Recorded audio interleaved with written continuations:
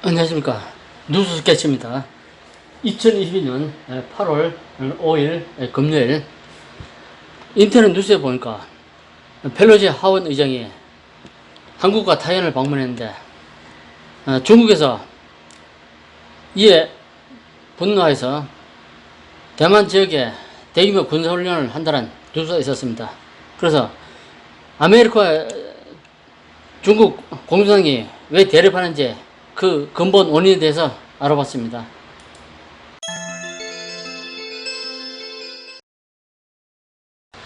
펠로시 하원 의장은 일본 아메리카 대사관에서 인터뷰를 가지고 중국이 대만을 고립시키려고 하고 있다면서 아메리카 의회는 대만에 대한 방문을 계속해 그들의 고립을 허용하지 않겠다고 강조했습니다. 중국이 탄도미사일 발사 등 군사훈련에 대해서는 이번 우리 대만 방문을 구실로 삼았을 것이라고 비판했습니다. 펠로시 의장이 대만 방문으로 중국군이 보복성 군사훈련이 벌어진 직후에서 회담 내용이 주목됐다고 합니다. 펠로시 의장은 지난 1일부터 아시아 순방을 시작했는데 싱가포르에서 말레이시아, 대만, 한국을 잇따라 방문하고 일본을 마지막으로 방문했습니다.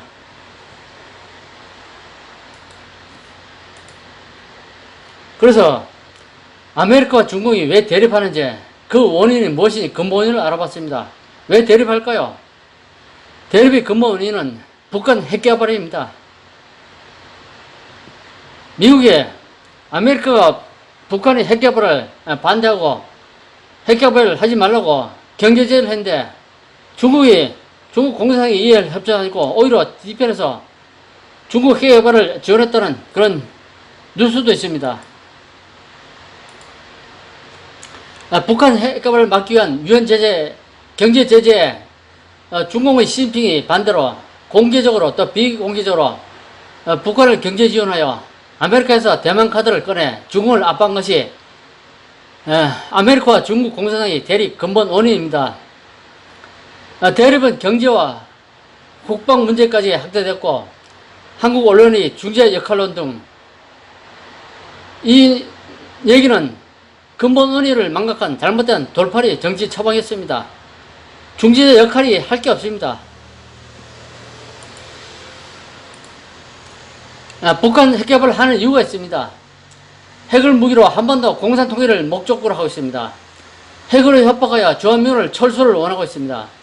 핵으로 남한 굴복시켜 국방 무력과 한미 동맹을 약하여 무력 통일을 하는데 핵 개발을 하는 이유가 있습니다.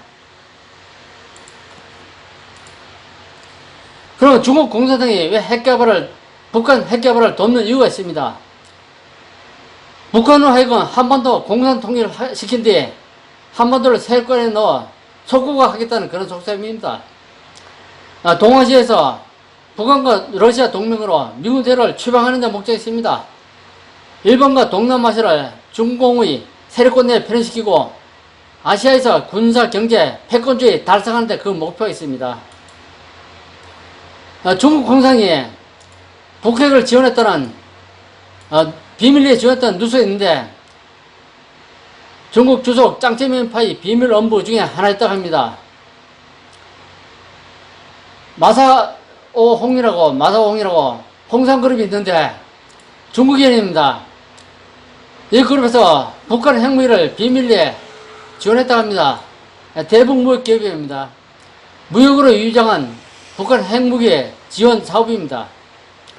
보시라이와 첸더민이 관련되어 있고 왕자루이, 띵샤오니 관련되어 있고 상무부 소속, 중령부 소속, 그 다음에 서규방에서 정칭홍, 쪼우융캉이 또 관련되어 있고 지린 라오닝성에서 왕민, 리펑 등이 마사홍이라는 홍성그룹을 집중적으로 지원하면 홍성그룹에서 이들이 지원 내용을 모아서 북한의 핵개발을 도왔다는 그런 뉴스가 있습니다. 하면은 2022년 1월 21일 YTN 뉴스인데 유엔에서 북한을 제재하는 그런 결의에 대해서 중국 공산당의 북한 제재에 반대한다는 그런 발표입니다. 과거 북실험 때의 딸이 북신론과는 달리 공개적으로 북한 제재에 반대한다는 그런 중앙인민국 외교부에서 그런 언론 브리핑하고 있습니다.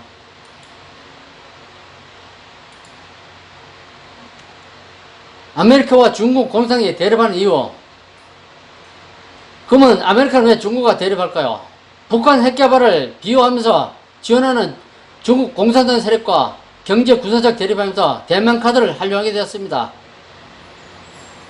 중국 공산 세력을 고려시하여 시진핑 세력의 권력의 교체를 통한 패권주의 차단했습니다. 북한 핵개발을 경제 지원하는 중국을 무력하여 북한 정권이 몰락과 핵 확산 차단의 그 목적이 있습니다. 그래서 아메리카는 중국과 중국 공산당과 공교연하게 대립하는 이유입니다. 그리고 아메리카와 중국 공산당의 대립의 결과 애축이라고 본인이 생각했는데 대만 압박 카드를 계속 사용했으면 전쟁이 불가피합니다. 전쟁을 통한 대만 방어 및 중국 공산당에 대한 강범위한 군사 경제적 압박, 북한 정권이 무력화를 예상하고 있습니다. 대만에서 전쟁이 일어난다면 이 대만 방어 전쟁에서 승리해야 되고 이 승리는 한 번 더 북북 등 전쟁 해오리에 말려들게 되어 있습니다. 세계 3차 대전은 유럽이 아니라 극동아시아에서 발생할 가능성이 높습니다. 계속적으로 대만 카드로 압박하면 아메리카, 중국 공산은 대만에서 충돌하게 되어 있습니다. 한반도 한국에 의한 통일 가능성입니다. 아메리카가 대만 방어 전쟁에서 승리한다면 중국의 시진핑 세력에 몰락할 것이고 북 지원이 중단됩니다. 경제 파트너 북한 정권은 몰락을 촉진해야 되고 한국엔 한 번 더 통일 가능성이 커집니다. 그런데 한국 좌파 정치 세력이 여기에 가만히 있지 않습니다. 한국의 좌파 정부가 다시 시작되면은 똑같은 레퍼토리가 반복됩니다. 종전협정, 평협정, 미군 철수 등 전시작전 한수 통해서 미군 철수, 유엔군 철수를 기도할 것입니다. 친북, 친중 정책이 다시 시작될 것이고 한미동맹 무력을 통해서 혼란하는 한국은 내전 상황을 연출해야 될 것입니다.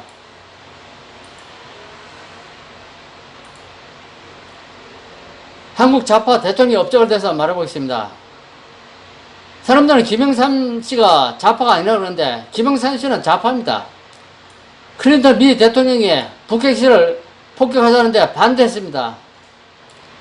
김대중 씨는 북한은 핵개발 능력도 없고 핵개발할 의사도 없다고 거짓말을 했습니다. 국민들 대상으로. 그리고 국민 몰래 북한에 경제 지원했습니다. 노무현 씨는 핵개발을 하는 북한에 대규모 경제 지원을 했습니다.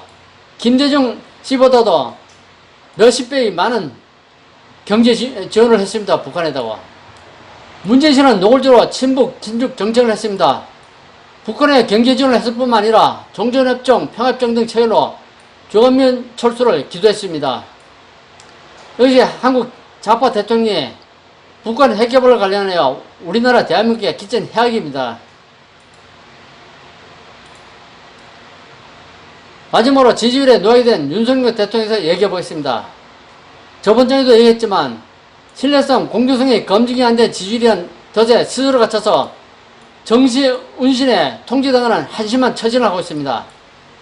지지율로 윤 대통령을 마음대로 가스라이팅 할 수 있는 위험을 자초하고 있습니다. 좌파 언론 및 좌파 정당은 지지율 한독으로 윤 정부 흔들기를 가속할 것입니다.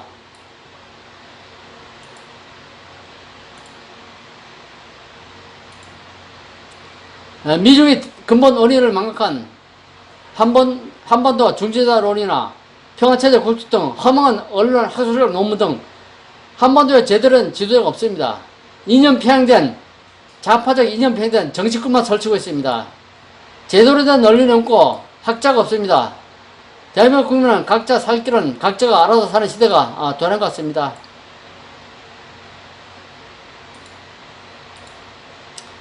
이상으로써 아메리카와 중국 공산이 대립하는 근본 원인에 대해서 알아봤습니다. 오늘 준비한 내용은 여기까지입니다. 시청해주셔서 감사합니다.